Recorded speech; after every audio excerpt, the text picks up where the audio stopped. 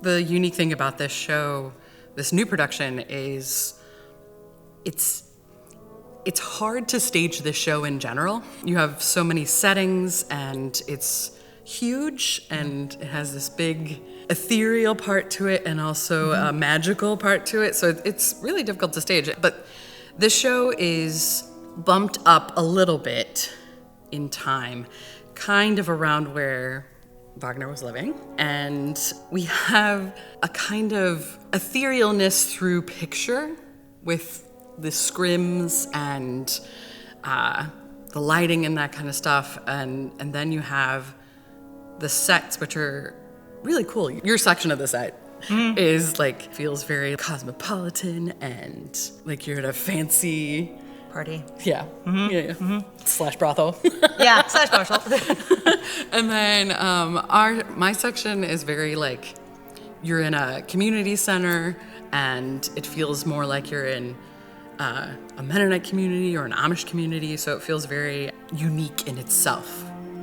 And then at the end, when everything kind of gets torn down, you see all this winter snow, and it's really cool looking. Yeah, it's just fun.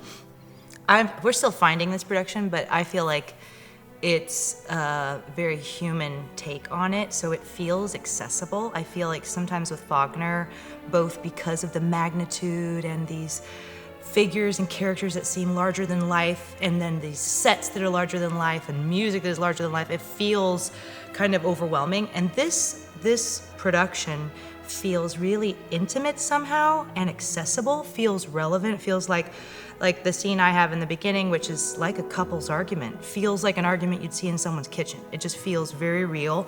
And I think that's what opera needs. I think that our ivory towerness, our kind of snobbery, the layers of translation intimidate people. And I feel like when you come into this production, you're immediately going to feel at home, like, oh, this is Wagner, okay. Oh, I get this.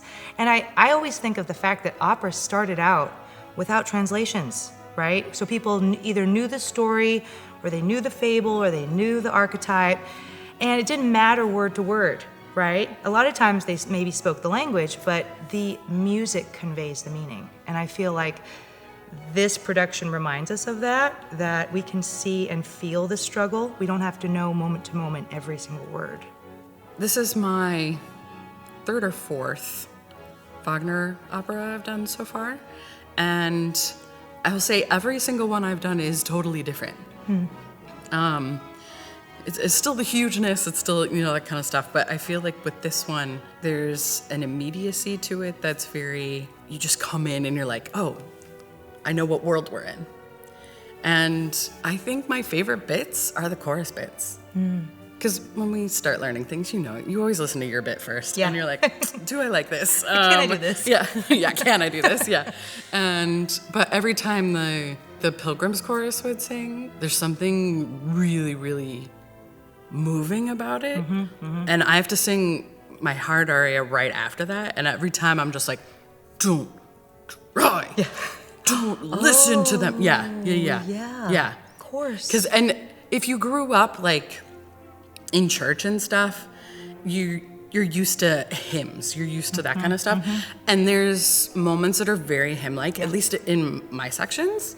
So you get this like, I don't know, it's very much like, oh yeah, we're talking about God, and you definitely feel like you're talking about God, and there's just this kind of, this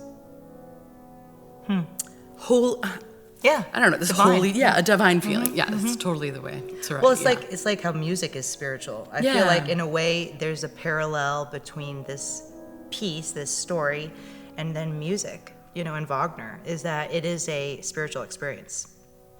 And we're also dealing with the subject of spirituality and what that is, and divine love, right? And spiritual love. I feel like this is great for people to come to, because I think that there's an association sometimes that opera's, and we have some fresh young singers that are doing roles for the first time, which I think is really exciting.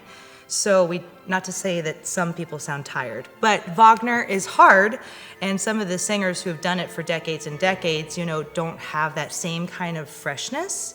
And I would say this cast has that youth, which also feels really relevant to the story. Yeah. That we are kind of pure in our emotion and love. There's nothing jaded about us in this. It's like, high stakes.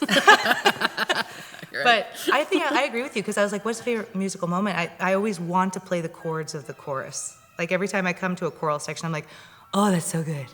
That's so good. And it feels very Wagner, because the harmony is just, it reaches your soul, That's the hard thing with singing Wagner, because you get so emotional about it, and it's really hard to block those feelings while you're singing, because it's one of those things where the orchestra is so huge, and you feel vibrations of everybody around you, and it's really hard not to get emotional. That's why people love music and love going to the opera, because you get this whole body experience, and get the little feels.